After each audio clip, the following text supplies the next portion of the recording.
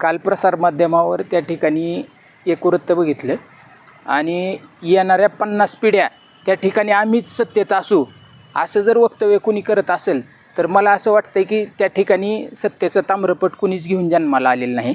आणि या भारताला त्या ठिकाणी चळवळीचा स्वातंत्र्य लढ्याचा इतिहास आहे. ह्या जिल्ह्याला भाई उद्धवराव पाटील साहेबांचा त्या ठिकाणी एक समर्थ वारसा आहे.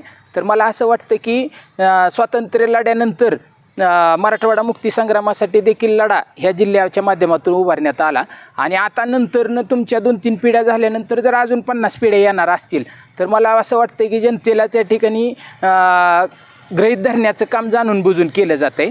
आणि जनतेला त्या ठिकाणी पारतंत्र्यात लोटण्याची जर तुमची मनीषा असेल तर हे तुमचं षडयंत्र जे आहे ते कदापि जनता सहन होऊ देणार नाही. आणि मला असं वाटतं की जनता येणाऱ्या इलेक्शनमध्ये तुम्हाला तुमची जागा त्या ठिकाणी दाखवल्याशिवाय राहणार नाही.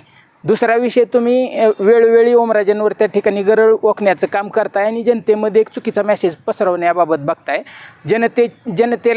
जनतेला पण माहीत आहे की ओमराजेंची जी उपस्थिती आहे प्रत्येक अधिवेशनाला त्या ठिकाणी 100% उपस्थिती आहे. 17व्या लोकसभेचं जर त्या ठिकाणी आपण आकडेवारी बघितली तर नॅशनल लेवल असो किंवा राज्य लेवल असो तर त्या ठिकाणी उल्लेखनीय उपस्थिती ओमराजेंची आहे.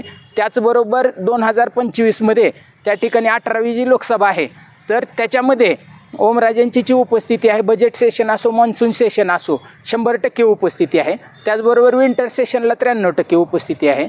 आणि फक्त ते उपस्थितच राहत नाहीत तर जनतेचे त्या ठिकाणी प्रश्न देखील वेळोवेळी मांडण्याचं काम करत आहेत. पीक विम्याचा विषय असो, कांद्याच्या निर्याती संदर्भातचा विषय असो, त्याचबरोबर तुम्ही ज्या ओमराजेंनी त्या ठिकाणी प्राण वाचवण्यासाठी त्या ठिकाणी जीवाची पर्वा न करता पाण्यात उतरले त्याला देखील तुम्ही स्टंट म्हणून हिनवलं.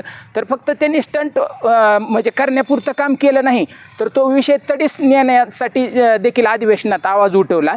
शेतकऱ्यांना मदत मिळाली पाहिजे.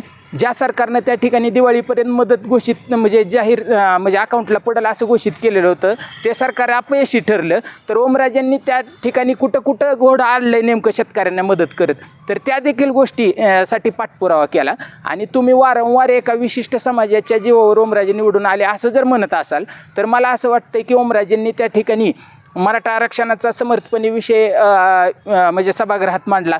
त्याचबरोबर लिंगायत आरक्षणाचा विषय मांडला. त्याचबरोबर मुस्लिम आरक्षणाचा विषय मांडला. तर मला असं वाटतं की त्यांनी कुठल्या समाजामध्ये भेदभाव न करता सर्वांना एकत्रित घेऊन जाण्याचं काम त्या ठिकाणी त्यांनी केलं.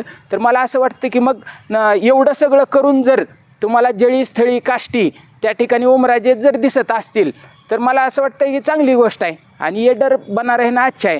आणि त्याच्यामुळं मला असं वाटतं की त्यांनी आवाज तर उठवतात. आणि जर समजा तुम्ही डोळे झाकलेले असतील, जनतेनं तर काय डोळे झाकलेले नाहीत, आणि तुम्ही जर डोळे झाकलेले असतील तर जळजळीत अंजन त्या ठिकाणी ह्या माध्यमातून आम्ही घालू इच्छितो की ओमराजेंनी कमीत कमी सभागृहात त्या ठिकाणी रम्मी सर्कल किंवा लुडोसारखे तर काही प्रताप कोणी केलेले नाहीत ओमराजेंनी.